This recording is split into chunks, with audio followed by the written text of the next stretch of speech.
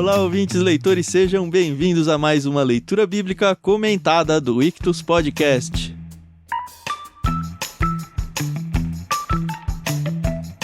Eu sou o Thiago André Monteiro, @vulgutan, e estou aqui com o Thiago Moreira e a Carol Simão para a gente conversar sobre o capítulo 21 do livro de Gênesis. Olha que tá rendendo esse programa, hein? Tudo bem? Tudo bem, pessoal? Oi, aqui é a Carol Simão. E finalmente nós vamos chegar aí a esse capítulo tão esperado pela Sara, pelo Abraão e por nós, né?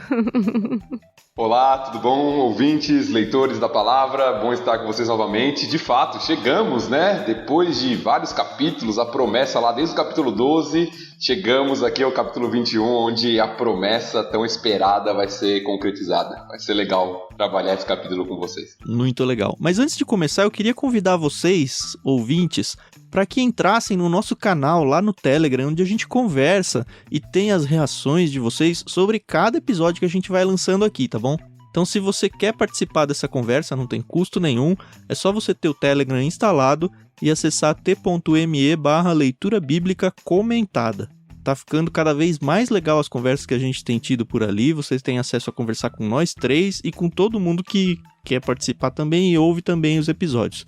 Então, assim, além de tudo que a gente já fala aqui, o caldo da conversa fica muito mais engrossado por lá. E se vocês não conhecem os outros programas do Ictus Podcast, a gente deixou esse Leitura Bíblica Comentada num feed à parte nos seus agregadores aí de podcast. Então, para você ouvir os outros programas do Ictus, você tem que procurar por Ictus Podcast, tá bom? ICHTHUS. Não esquece, você vai encontrar gente falando muito sobre literatura, tanto cristã quanto secular. Aí a gente tem vários programas que você pode conhecer aí ao longo do tempo com mais calma. E também queria agradecer a Mundo Cristão por emprestar a NVT pra gente. Tem sido muito abençoador, assim, tanto para nós quanto para vocês. A gente tem visto que é bem claro isso pela reação que vocês têm. E se você quer ter sua NVT e ainda não tem, dentro da descrição desse programa tem um link para você adquirir ela. Além de você não pagar mais nada por isso, você vai ajudar o nosso ministério aí com uma comissão na compra na Amazon.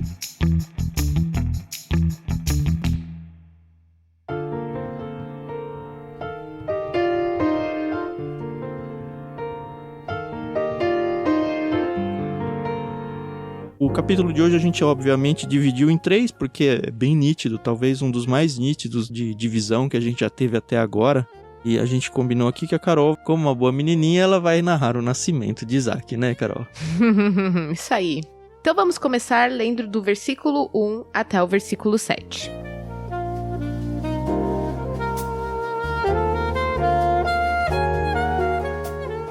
O Senhor agiu em favor de Sara e cumpriu o que lhe tinha prometido. Ela engravidou e deu à luz um filho para Abraão na velhice dele, exatamente no tempo indicado por Deus. Abraão deu o nome Isaque ao filho que Sara lhe deu. No 8º dia, depois do nascimento de Isaque, Abraão o circuncidou, como Deus havia ordenado. Abraão tinha 100 anos quando Isaque nasceu. Sara declarou: Deus me fez sorrir. Todos que ficarem sabendo do que aconteceu vão rir comigo. E disse mais: quem diria a Abraão que sua mulher amamentaria um bebê? E, no entanto, em sua velhice, eu lhe dei um filho.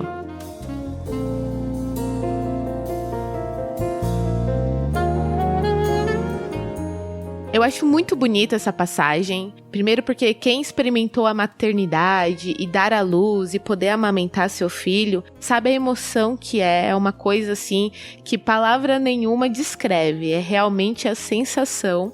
E é muito bonito porque Sara, ela esperava por isso, né? Acho que nem acreditava mais que ia acontecer, né?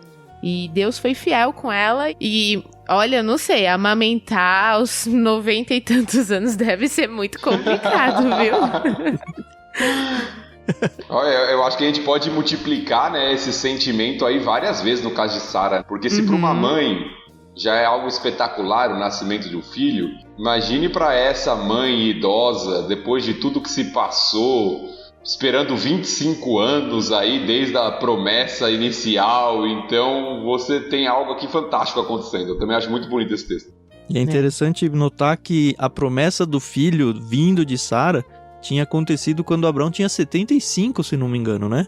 75 e anos. aqui o verso 5 ele marca como 100 anos quando Isaac nasceu. 25 anos esperando o resultado de uma promessa que Deus reafirmou várias vezes, porque, enfim, depois de 25 anos, por algumas vezes, tanto Abraão quanto Sara falaram, acho que eu entendi errado, acho que Deus esqueceu de mim. Na verdade, só por uma questão de precisão aqui, 25 anos foi a primeira promessa. Quando Deus falou para Abraão, para ele sair da terra, que ele seria o pai de uma grande nação. Isso. Quando falou que seria de Sara, já tinham passado alguns anos. Mas desde a primeira passaram-se 25 anos. É interessante que o Senhor agiu em favor de Sara, né? Uma coisa legal é que ele falou, exatamente no tempo indicado. Lembra que por 2 vezes já no capítulo anterior, e acho que 2 anteriores, ele já tinha falado, olha, é daqui 1 ano, e de fato foi daqui 1 ano, como Deus tinha prometido, e acho que o milagre não foi só a concepção, também foi a amamentação, né?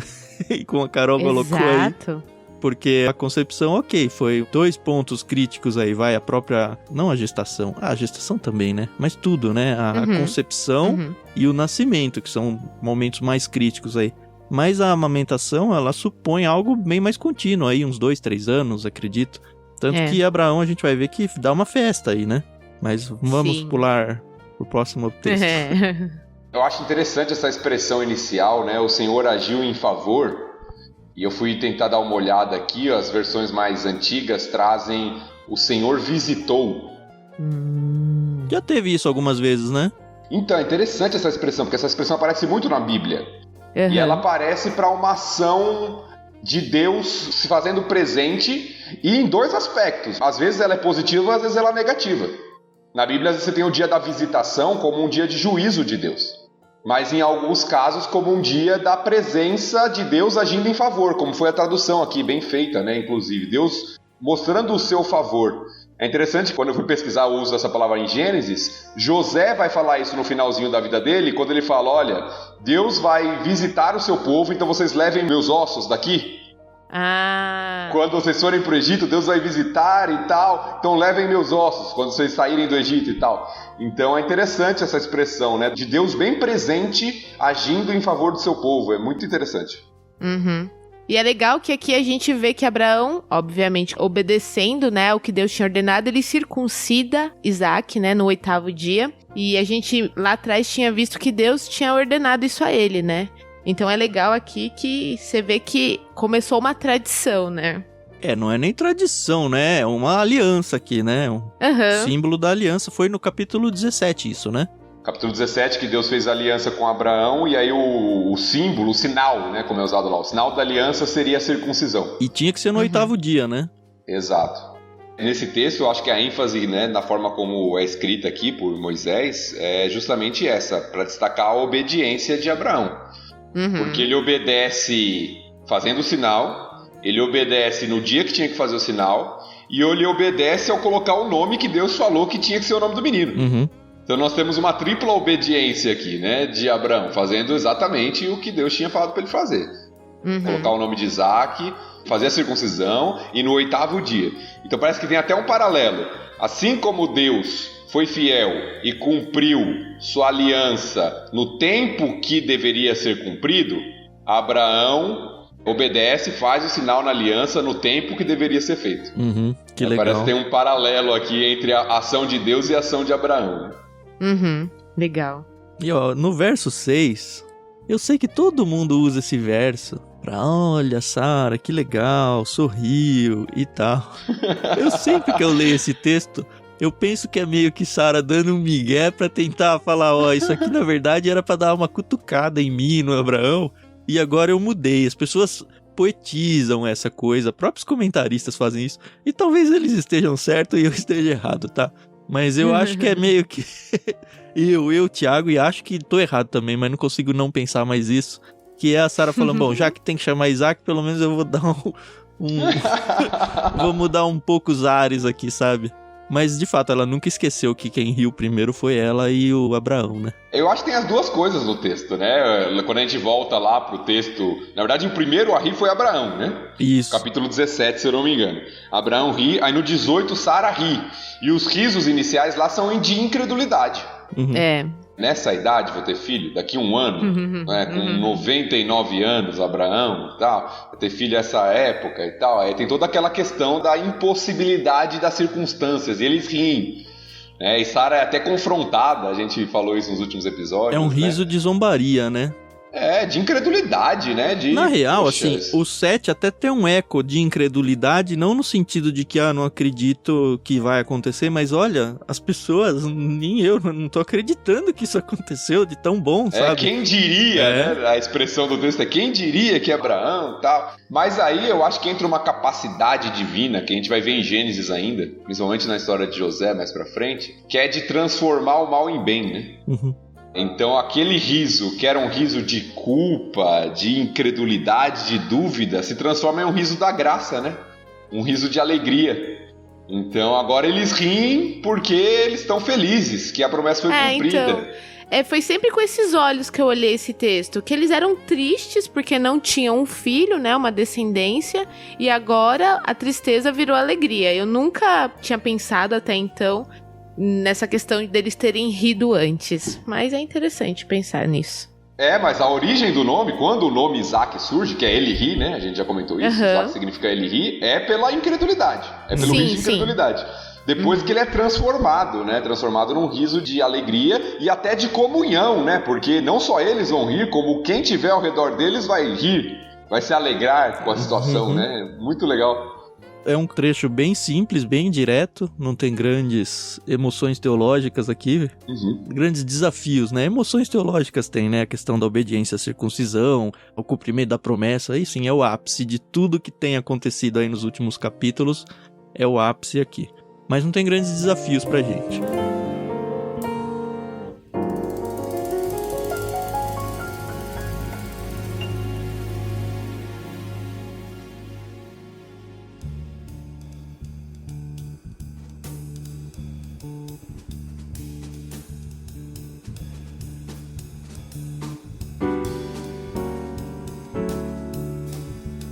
Acho que já estamos prontos, né, para seguir para a segunda parte?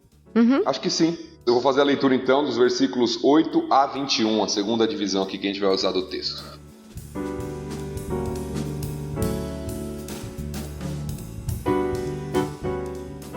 Quando Isaac cresceu e estava para ser desmamado, Abraão preparou uma grande festa para comemorar a ocasião. Sara, porém, viu Ismael, filho de Abraão e da serva egípcia Agar, caçoar de seu filho Isaque. E disse a Abraão: livre-se da escrava e do filho dela. Ele jamais será herdeiro junto com meu filho Isaque. Abraão ficou muito perturbado com isso, pois Ismael era seu filho. Deus, porém, lhe disse: não se perturbe por causa do menino e da serva. Faça tudo o que Sara lhe pedir, pois Isaque é o filho de quem depende a sua descendência. Contudo, também farei uma nação dos descendentes do filho de Agar, pois ele é seu filho. Na manhã seguinte, Abraão se levantou cedo, preparou mantimentos e uma vasilha cheia de água e os pôs sobre os ombros de Agar. Então mandou-a embora com seu filho, e ela andou sem rumo pelo deserto de Berseba. Quando acabou a água, Agar colocou o menino à sombra de um arbusto e foi sentar-se sozinha uns 100 metros adiante. Não quero ver o menino morrer, disse ela, chorando sem parar. Mas Deus ouviu o choro do menino, e do céu o anjo de Deus chamou Agar. Que foi, Agar? Não tenha medo.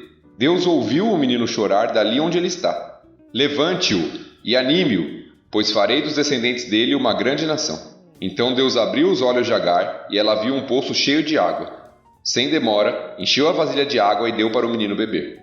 Deus estava com o menino enquanto ele crescia no deserto. Ismael se tornou flecheiro e se estabeleceu no deserto de Parã, e sua mãe conseguiu para ele uma esposa egípcia.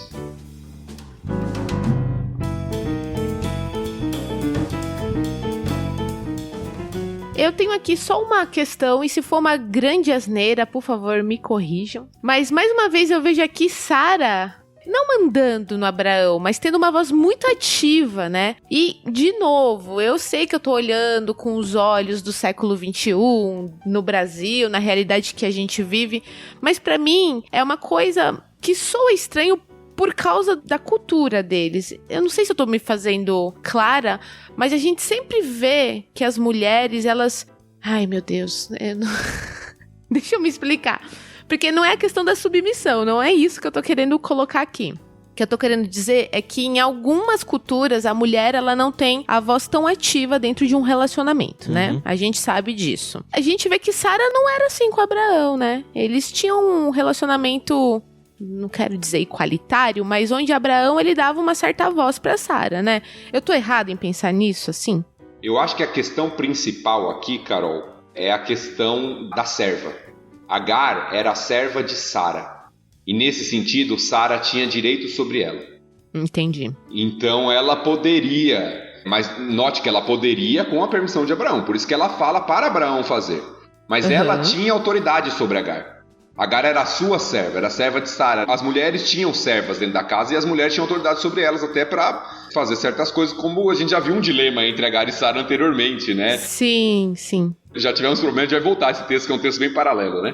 Então já tinha tido problema antes com essa serva, e voltou para casa. Então Sara tinha autoridade sobre ela. Eu acho que a questão é essa. Sara não poderia mandá-la imediatamente embora sem a permissão de Abraão. Mas ela tinha autoridade sobre Agar. Eu acho que o dilema do texto é justamente esse. Ela tem autoridade sobre Agar, mas não tem sobre Abraão. Por isso que ela tem que falar para Abraão mandar Agar embora. Agora ela fala de uma maneira que parece autoritária mesmo, né? Manda embora essa serva. E não é a primeira vez que eu vejo ela falando assim, né? Ela teve aquela vez lá que quando Agar engravidou, ela fala pra Abraão, aí ó, ela tá me rejeitando, e a culpa é sua, que não sei o quê. Então soa, né, estranho. Porque assim, eu sei que eu vou dar aqui um exemplo que é lá na frente, mas que vocês vão entender por que eu tenho esse pensamento. Quando Esther entra na presença lá de Assuero, do rei, né, ela fica com esse medo de entrar sem ser chamada, né. Então, eu sempre tive essa visão dessa cultura, né, que as mulheres, elas obviamente eram ouvidas, tinham seu lugar, mas elas tinham muito essa questão, né, de será que eu posso falar? Será que eu não posso falar? Entendeu? Não quero entrar aqui em mérito de feminismo, não é nada disso, tá bom, gente? Eu tô só a minha impressão aqui do texto. Eu tenho 2 pontos pra falar sobre isso, Carol.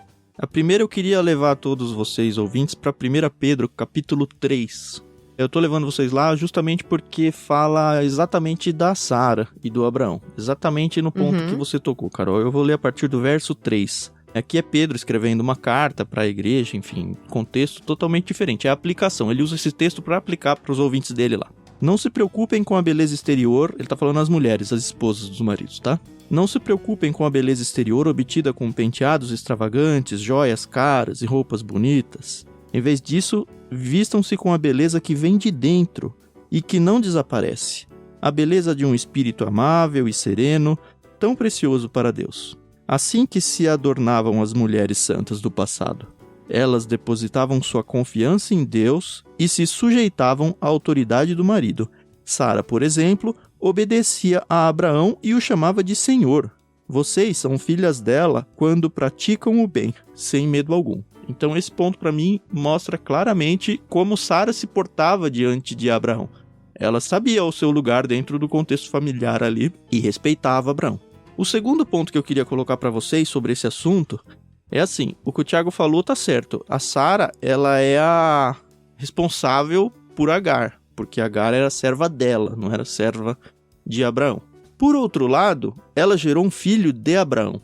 E aí, estudando aquela Bíblia de estudo arqueológica, ela coloca várias notas, várias mesmo, assim. Eu vou tentar colocar um pouco das minhas palavras do que eu li ali. Ela levanta vários códigos legais e sociais da época, de vários povoados em volta. Não dá para afirmar que Abraão seguia eles à risca, mas muito provavelmente seguia, porque estava na mesma época e estava na região, não só a região próxima, mas a região um pouco longe até, de povos mais poderosos que dominavam aquela região.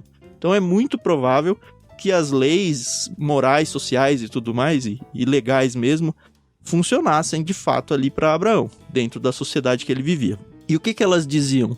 Primeiro, elas diziam que se alguma família, algum homem, líder aí de um clã, não tivesse filhos, ele podia colocar como herdeiro um servo.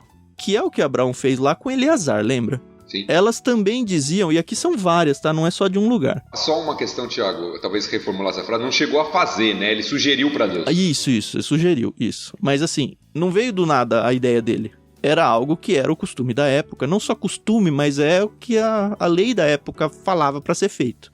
Num segundo degrau, a lei da época também dizia que se você não tivesse um filho da sua esposa, você poderia ter o filho através da concubina. E isso de fato acontece, que é o que acontece com Ismael. Sim. E aí a lei também diz que se você mais pra frente viesse a ter um filho da sua esposa, o que fazer com o seu filho da concubina? Ele tinha uma proteção legal. Ele ou ia dividir a herança numa parcela menor do que o filho da esposa, ou alguma parte. E é por isso que a Sara vem na minha cabeça, né? É por isso que a Sara vem e fala, não, o Ismael não vai ter nada, porque legalmente ele teria algo. Sim. E aí o Abraão, eu acredito que ele ficou muito com medo de fazer isso. Por quê? Porque ele estaria indo praticamente contra a lei, mandando o menino embora. Tanto que o próprio Deus vem falar com Abraão e fala, olha, Abraão, faça isso conforme o que ela falou mesmo. Não foi a Sara que convenceu o Abraão, foi Deus. Uhum. E aí Deus vem e fala, olha, desobedeça a sua lei moral aí, a sua lei do momento. Eu vou proteger ele vai ter uma grande descendência e tudo mais, mas é importante que ele saia de cena agora. Eu tenho um comentário sobre isso, interessante, eu ia falar quando chegasse nessa parte, né? Eu li naquele comentário que eu já citei aqui, de histórico-cultural, que diz assim, ó, nos documentos de Nuzi, há um contrato contendo uma cláusula que proibia a esposa principal expulsar os filhos da esposa secundária, da concubina aqui no caso. A situação em Gênesis é diferente em dois aspectos, ele diz. Primeiro, foi Abraão quem os expulsou. Não foi a mulher, por isso que ela teve que pedir para ele. Ela não podia fazer. Ela teve que pedir para ele fazer.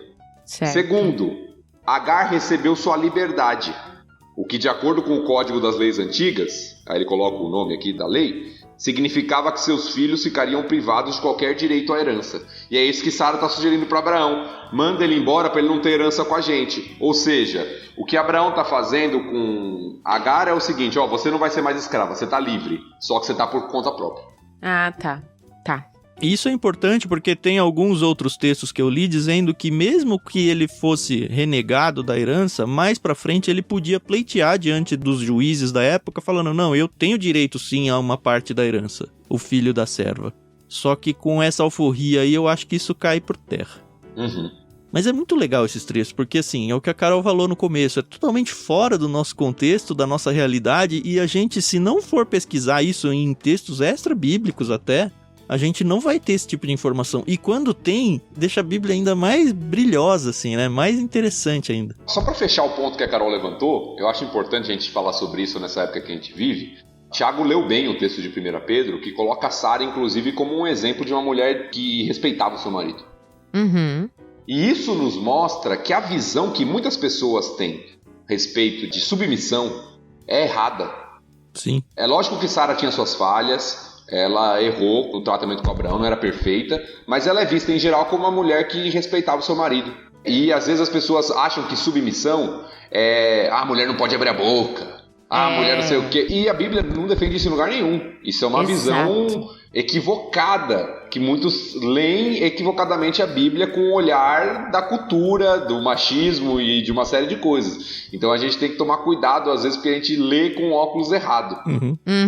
E o exemplo é a própria Sara aqui, né? Porque ela se posicionou contra a lei, ela se posicionou diante do marido, como a Carol até colocou aí com certo incômodo, de falar, imagina que ela vai falar um negócio desse. Mas é esse ranço que o Thiago falou, né? De interpretar mal, de fato, a tal da submissão.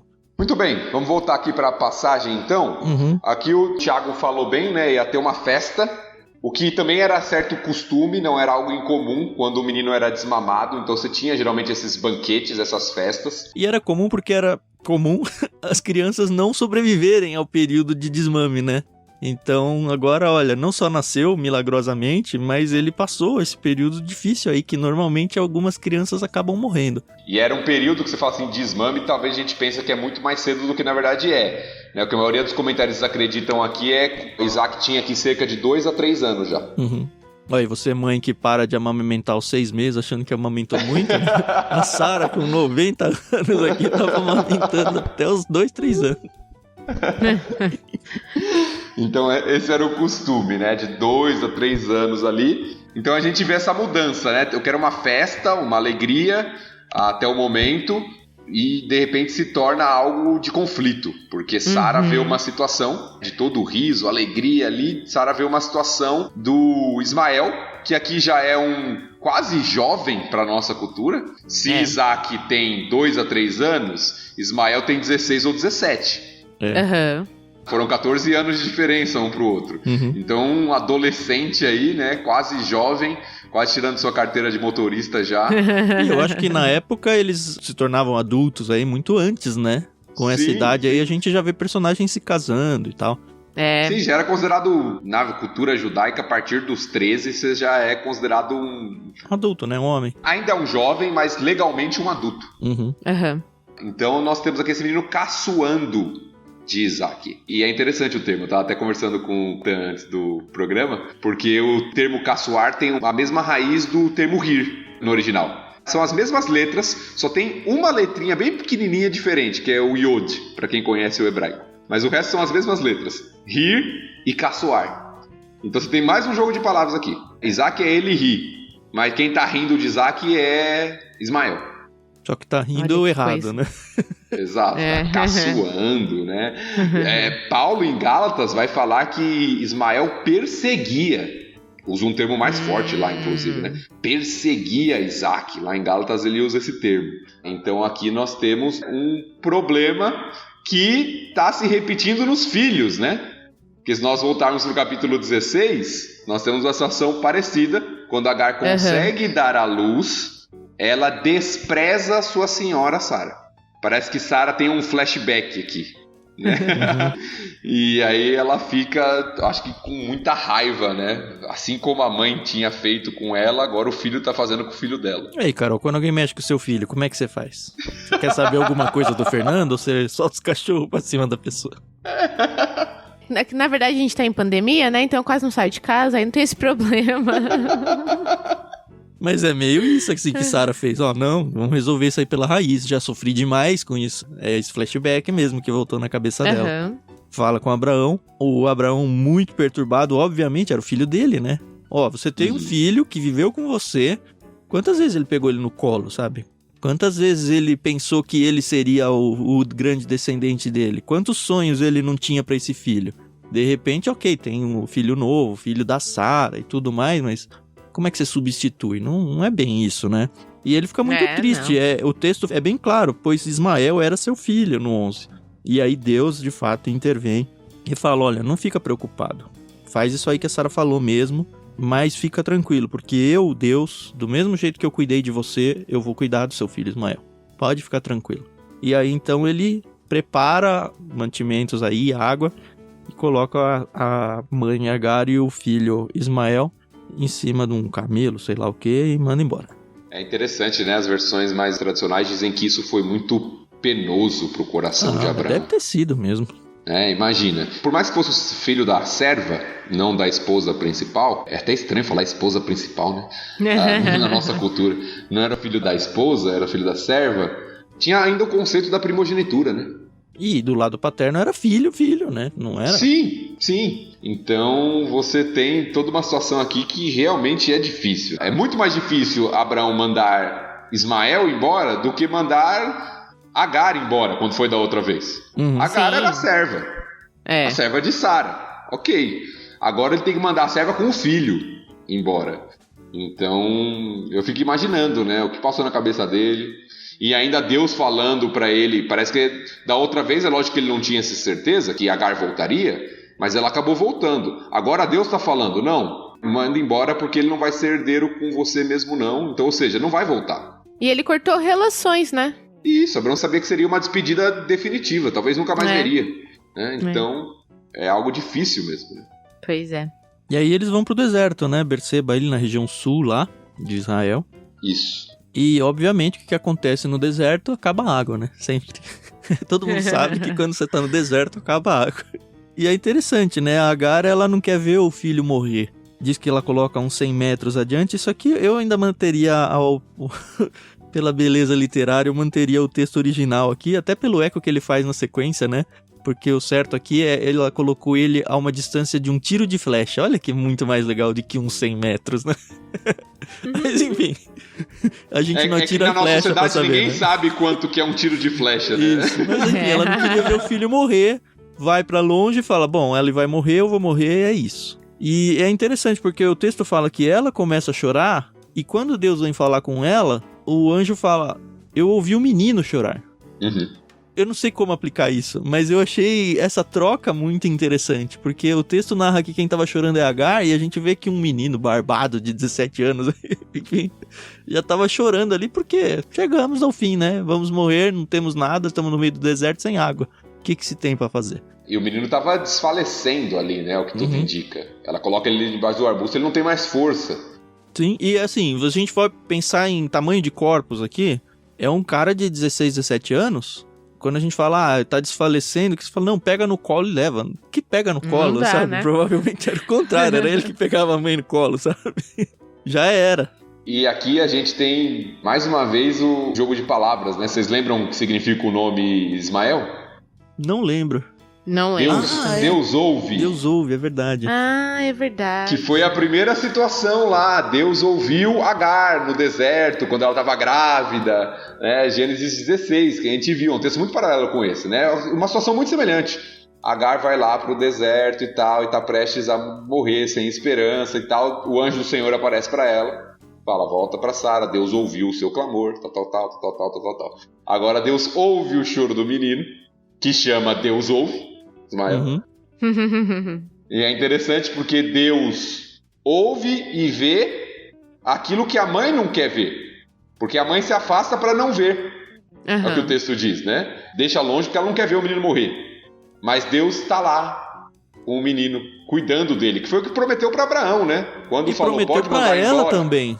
Naquela situação primeira, falou, ele vai ser pai de grandes nações e tal. Então, de uma certa forma, tem a incredulidade dela aqui. E fala, bom, ele não teve filhos agora, ele não tem nação, não tem nada. Então, o que Deus prometeu foi em vão. Sim, e acabou de prometer para Abraão aqui, ó, pode mandar ela embora, porque ele vai ter muitos descendentes também. É, mas aqui não dá pra saber se ela sabia dessa promessa agora, né? Mas ela já tinha essa promessa feita pra ela, inclusive, lá na primeira ida pro deserto. Sim, sem dúvida. E aí Deus fala para ela, não tenha medo. Deus ouviu, novamente, né, a expressão aí. Então vai lá, levante, anime-o, e aí refaz a promessa. Farei dos descendentes dele uma grande nação. Aí refaz a promessa para Agar. E olha que legal essa sequência de eventos.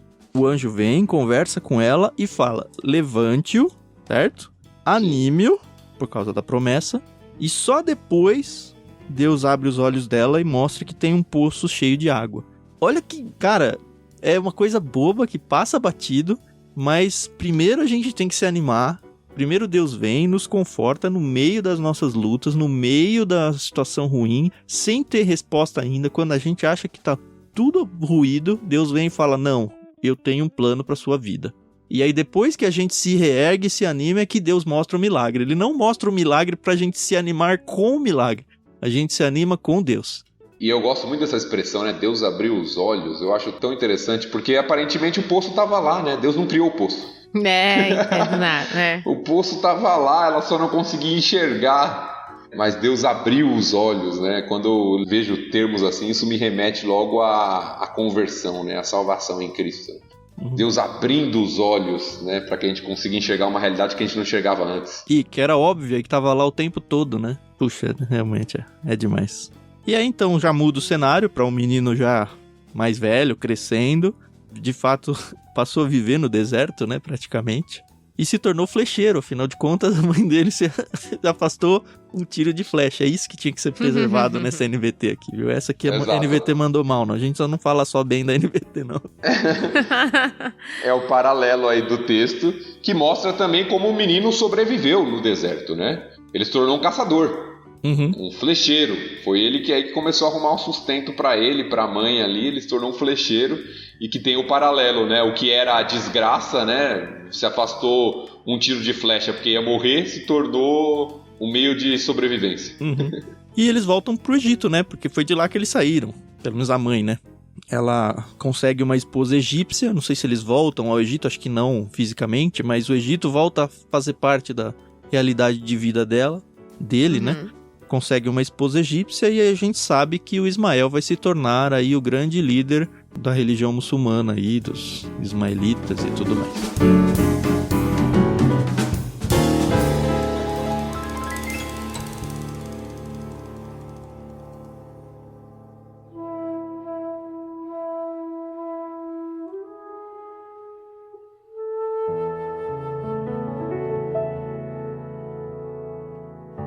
Muito bem, acho que dá pra virar a última parte do texto aqui e de novo muda o cenário fortemente, assim, a gente teve um cenário muito claro do nascimento de Isaac, aí a cena mudou pra Ismael e agora a cena vai mudar.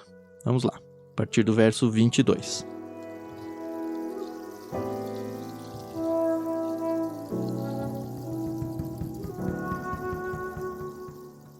Por esse tempo, Abimeleque, acompanhado de Ficol, comandante do seu exército, foi visitar Abraão. É evidente que Deus está com você, ajudando-o em tudo que faz, disse Abimeleque.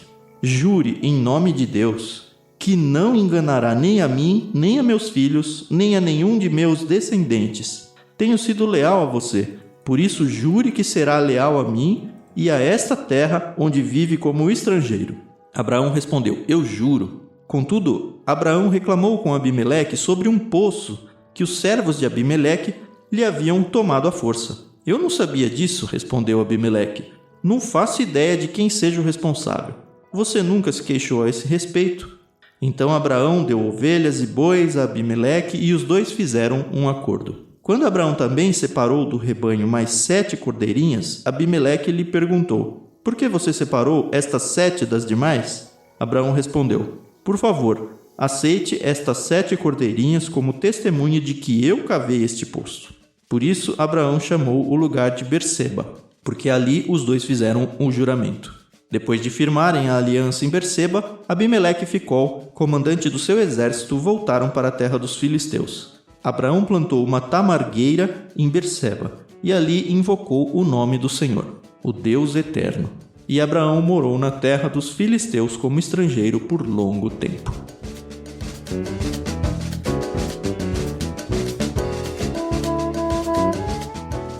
A gente vê um personagem que sumiu aqui, né, e voltou. Eu acho que é o mesmo, porque não passou muito tempo. A gente já viu que Abimeleque não é o nome de uma pessoa, é uma posição, né? Abi é pai. Meu pai é rei. Isso, meu pai é rei. Mas pelo tempo que transcorreu aqui desde a primeira aparição, eu acho que é a mesma pessoa. Não tem como confirmar isso. Provavelmente sim, até pelo diálogo. Ele fala, você já me enganou uma vez, eu vim aqui pra garantir que você não vai me enganar mais. É meio isso, né? A fama. Lembrando que essa história que a gente leu com Abimeleque foi 1 ano antes de Isaac nascer, então faz pouco tempo. Foi no capítulo 20, foi o episódio passado que a gente comentou, inclusive, né? Foi no capítulo 20, então é quase certo que é o mesmo. É interessante ver o Abimeleque falando jura em nome de Deus, né? Porque assim, não é o Deus dele, né? Mas ele já percebeu quem é Deus. Deus tinha vindo falar com ele já. Deus tinha falado, olha, o Abraão é o meu profeta, então ok. Não dá pra dizer que o Abimeleque se converteu aqui pra assumir o Deus como o Deus dele. Mas de fato ele sabia que Deus existia e não tinha dúvidas disso. E vem de fato conversar, Abraão. Prometa aí pra mim, jure pra mim que você não vai enganar ninguém. Nem a mim, nem a meus filhos. Só faltou nessa lista aqui, ele falou, prometa que seus filhos não vão me enganar, tá bom? Enganar os meus filhos. Essa parte não tava na promessa. Eu li umas 3 vezes pra ver, mas de fato não tinha sido prometido que o filho do Abraão ia enganar. Mas guarda no bolso essa informação, aí a gente não vai falar mais nada além disso. Mas é interessante, né? Por que se parar pra pensar, por que Abimeleque fez isso, né? Tem algumas coisas subentendidas no texto, né? Quando fala assim, é evidente que Deus está com você, ajudando em tudo que faz. Por que Abimeleque fala isso? Por causa da experiência que ele teve com Abraão, né? Abraão foi lá, fez um monte de besteira, mentiu, enganou, e Deus estava com ele lá, e Abimeleque ainda teve que dar as ovelhas, os bois deles para Abraão. Eu acho que é porque ele tá ficando rico. Isso aqui, apesar de a gente não ter chegado ainda, me lembrou muito a conversa do Isaac com o Labão. Quando o Labão vem e fala, é evidente que Deus tá te abençoando. E o Labão ficava bravo com isso, sabe? Também. Acho que sim, é o sinal a própria prosperidade, multiplicação, né? ali do rebanho, né? Sim. E aí depois Abimeleque fala, jure em nome de Deus que não enganará. Por quê? Porque Abraão já tinha enganado ele uma vez. Por isso que eu acho que é o mesmo, né? Porque ele tá pegando de algo que aconteceu agora. Ó, você já passou aqui, me enganou uma vez, falou que era sua irmã. Não era sua irmã, era sua esposa. Então olha aqui, vamos fazer um acordo? E dessa vez, ó, seja confiável, não me engane. Então jure aí que você não vai fazer mais isso. Eu acho que o Abimeleque, ele tá meio com medo, porque assim, ele é o rei ali do local. Ele é o líder. E o Abraão tá crescendo, tá prosperando. Eu acho que ele tá meio com medo que o Abraão tome toda a região ali pra ele e entre em guerra talvez com ele. Tanto que eu leio como uma alfinetadinha esse verso 23, o final. Jure que será leal a mim e a esta terra onde vive como estrangeiro. É ele falando, ó, lembra que você é estrangeiro aqui, hein? Não vai soltar suas asinhas aqui. Será que foi por isso que o Abimeleque ele foi com o comandante do exército dele conversar com Abraão? Então, não é à toa que tá um personagem do nada aqui. E ele não vai aparecer se ficou de novo. Falou, olha, eu vim aqui mostrar quem manda aqui, quem é o rei. Ó, eu que tenho o exército comigo, fica na sua. Tudo bem, você é bem-vindo, eu não posso te expulsar porque já tá claro que Deus te protege. Deus já até veio aqui falar comigo uma vez, eu não tenho muito o que fazer. Mas lembra que, ó, quem manda aqui sou eu e eu não quero ter problemas com você, tudo bem? Você vai me gerar algum problema? E eu acho que tem uma questão também, além da autoridade, né, de levar um comandante de um exército, questão também de testemunha, né? Eles vão fazer uma aliança, vão entrar num juramento. Então tem a questão de testemunhas, tem testemunhas lá presenciando o juramento que vai ser feito, né? Uma aliança que vai ser realizada, isso é importante também. Ô Thiago, você viu no verso 27, se os dois fizeram um acordo, eles cortaram um acordo ou não? Exato, cortaram a aliança. Da mesma forma lá do texto de Deus com Abraão, lá, só que aqui é uma aliança de duas partes, né? Lá a gente viu que Deus passou e tal. Mas os animais estão presentes aqui de novo, né? É bem Cortaram isso, cortar os animais e passar os dois no meio, né? Exato. Era o símbolo ali de fazer um tratado, e a palavra é a mesma, cortaram uma aliança. Legal. Que o Abraão fala, né? Eu juro que eu tive que ler em 3 versões, porque eu tava estudando isso à noite, tá, galera? Me perdoe. Eu falei, acho que o Abraão não respondeu nada aqui. Porque é tão rapidinho, o Abraão respondeu, eu juro. E aí ele começa a reclamar do poço. Aí na terceira leitura da terceira versão, aí eu falei, olha, tinha um eu juro aqui, eu passei batido 2 vezes já. Mas enfim, o Abraão respondeu, eu juro. E aí eles fazem de fato essa aliança. O Abraão aproveita para reclamar, para quem tem algum poder, né? E aparentemente ele, Abimeleque, não deu muita trela. Ele falou, não tô sabendo de nada e tal. Tanto que o Abraão, dentro dessa troca aí de presentes, que também fazia parte da questão da aliança, ele separa 7 animais. E eu li em algum lugar, vou ler de novo aqui. Só enquanto você pega para ler aí dos 7 animais, só destacar aqui um pouco a importância do poço, né? Porque pra gente hoje em dia, poços, você fala assim, os caras estão brigando por causa de um poço. Qual o valor de um poço? Mas numa região, a gente teve a oportunidade de viajar para Israel e a gente sabe que até hoje, Israel é uma terra que tem dificuldade com relação à água, né? E eles têm todo um sistema para conseguir água. Numa região meio desértica aqui, aparentemente, ter um poço era algo fundamental para a sobrevivência, não só sua, como do seu rebanho. E eles lidam lá hoje com essa questão de água, usar a pouquíssima água que tem de um jeito tão legal, que quando a gente foi lá, eu lembro que alguém de lá falou pra gente, eu não entendo como vocês no Brasil têm problema com região nordeste não ter água, sabe? É um país que tem água, como é que vocês podem ter regiões que sofrem com falta de água? E aí a gente via, era muito legal de ver, a gente passeando no deserto, a gente via tipo plantação de alface na beira da estrada, lembra, Thiago? Com irrigação por gotejamento, assim, é muito lindo de ver, muito lindo ver como eles entendem essa questão, olha, a água é vida, sabe? Mas voltando ao 7 lá, uma das bíblias de estudo, de novo aquela Wiersbe lá, dessa vez ela trouxe um insight bem legal, olha só. A palavra jurar, que tem lá dos versos 23 e 24, significa firmar por 7 coisas. E as palavras jurar, que é saba ou sabá, não sei qual é a acentuação, e 7, que é sebá, então só muda uma letra aqui, são muito semelhantes. Uma coisa que passa batido é porque 7, e a própria NVT não explica isso nem na Bíblia de Estudo, né? Esse 7 faz justamente alusão a isso, olha, é um juramento. Eu tô jurando que fui eu que fiz isso, sabe? E é interessante porque o nome Berseba né, o Berseba, não sei como chamam, tem até uma divergência sobre o significado dele, por causa desse nome, porque alguns acham que é poço do juramento e outros acham que é poço da sete, por causa do paralelo do nome. E pode ser os dois. Provavelmente o 7 realmente fazia essa alusão ao juramento, por isso que ele separa 7. E lembrando, para quem não conhece o hebraico e está nos ouvindo, que quando o texto foi escrito, não tinham as vogais. Elas foram acrescentadas posteriormente na história. Então, quando você fala a diferença é Saba e Seba, na verdade as letras são as mesmas, porque não tinham as vogais. Elas foram acrescentadas posteriormente. Trazendo para o português, é tipo SB, né? É isso. Exato, SB. Não tinham as vogais anteriormente, elas foram acrescentadas posteriormente, né, por um grupo chamado de maçoretas e tal. Então, é por isso que fica essa dúvida: é poço da sete ou é poço do juramento? Aparentemente, pelo texto, é juramento, porque o texto explica isso, porque ali fizeram um juramento, né? Mas o Abraão separa 7 animais. Separa 7 animais, exato. Então você tem todo esse paralelo aqui. Interessante. Mas esse poço que eles fizeram um juramento é exatamente o poço que o Abraão estava reclamando? Sim, porque fala assim: como testemunho que eu cavei este poço. Abraão fala. É o poço que ele tinha feito e tomaram dele. Outra coisa legal que eu vi, indo aí pra tamargueira, por que raios falar de uma tamargueira? Pelo que eu pesquisei um pouquinho, a tamargueira era uma árvore que, pra vingar, ela precisa de muita água. E aí, então, acho que é o próprio Abraão falando: olha, eu preciso da garantia de Deus de que esse poço aqui realmente vai produzir a água que eu preciso.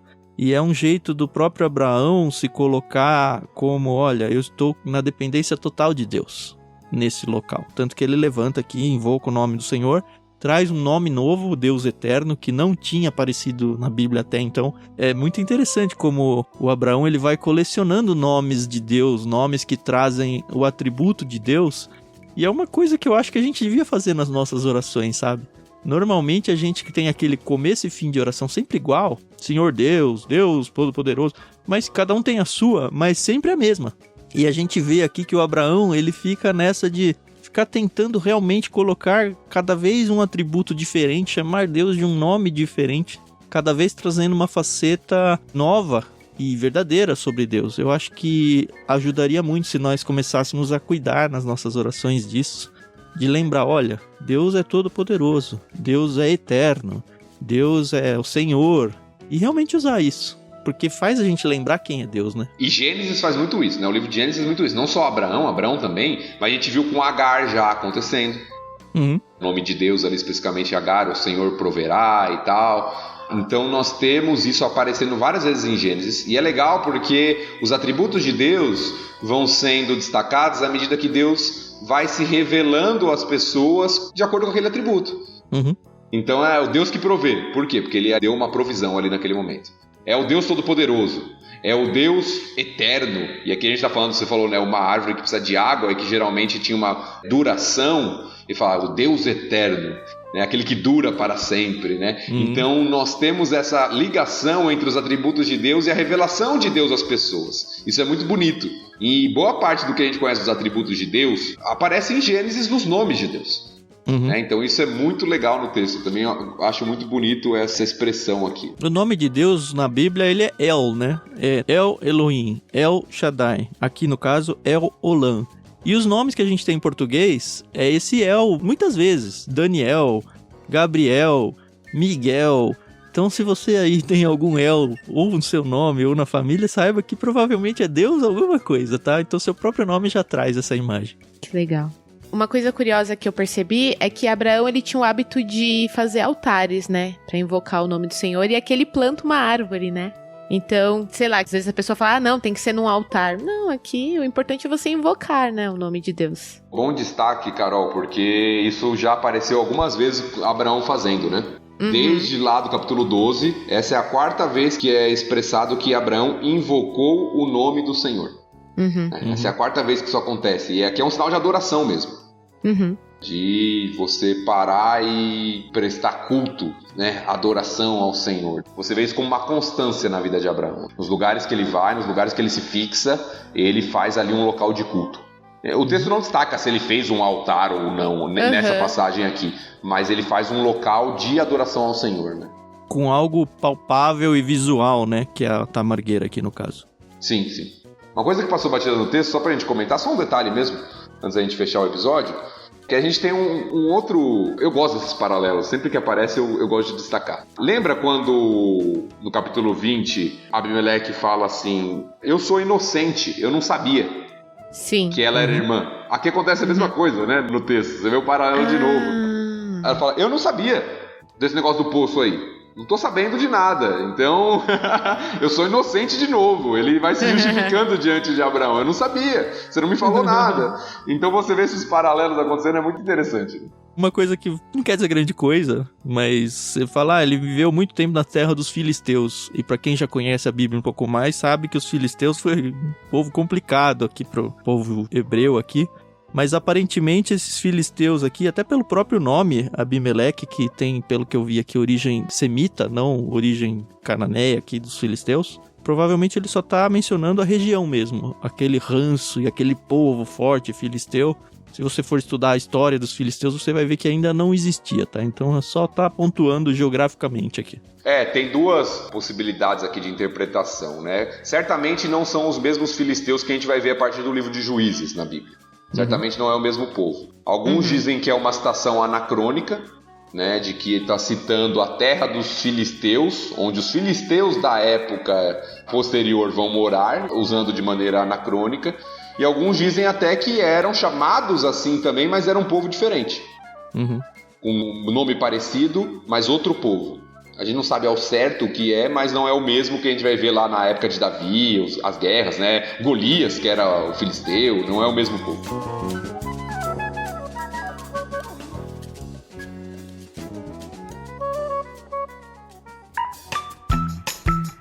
E é isso. O próximo capítulo é a joia rara do Gênesis, eu acho. Também acho, ponto alto de Gênesis. É o capítulo de Gênesis. É quando Deus prova Abraão, falando, mata o Isaac. Olha, até hoje me arrepia muito ler esse texto. E eu tenho certeza que quando a gente for conversar sobre ele, eu vou me arrepiar de novo, vou me emocionar. Porque na minha cabeça ele remete muito a Cristo. Muito, muito, muito, muito a Cristo. E as pessoas normalmente perdem isso. E espero que o próximo episódio seja maravilhoso. A gente venceu aqui, então, uma batalha. Gostei muito como a Carol abriu hoje o capítulo, falando, olha, a gente esperou tanto tempo aqui, do mesmo jeito que o Abraão e a Sara esperaram. Vocês esperaram aí 20 semanas, né? O Abraão e a Sara esperaram 100 anos, 90, 100 anos aí. Mas Deus cumpre as suas promessas. Deus cumpre as suas promessas, e como a gente vai ver no capítulo próximo, às vezes, em cima dessas promessas, ele faz algumas coisas que não tem sentido nenhum. Que a gente fala, Deus, não tem nada a ver com o que o Senhor tinha falado que ia fazer pra mim, como que você vai fazer isso? E a gente vai passear um pouco por isso, mas hoje a gente tem que encerrar com esse sentimento de que, olha, Deus promete, Deus cumpre, e de fato ele cumpriu. E no tempo dele, que é sempre o tempo perfeito e preciso, né? O texto destaca isso, no tempo em que deveria acontecer, em que Deus havia prometido. Nós somos muito apressados às vezes. Ouso dizer que é sempre diferente do tempo que a gente gostaria. Vivemos uma época de muita correria e a gente quer as coisas imediatamente, mas o tempo de Deus é o tempo certo. E Ele sempre é fiel. Isso é bom da gente lembrar. Amém. A gente estava falando sobre os atributos de Deus, né? Talvez a reflexão para você hoje estar nos ouvindo é lembrar do Deus fiel. Assim como o Deus eterno que a gente falou, o Deus todo-poderoso, é o Deus fiel, o Deus que cumpre suas promessas. Não esqueça de continuar essa conversa com a gente lá no Telegram, t.me/leitura bíblica comentada. É uma delícia conversar com vocês. Não esqueça de dividir essa gostosura aí com outras pessoas. Se você tem curtido muito, traga outras pessoas para curtir com você, para conversar com você. Isso é muito importante.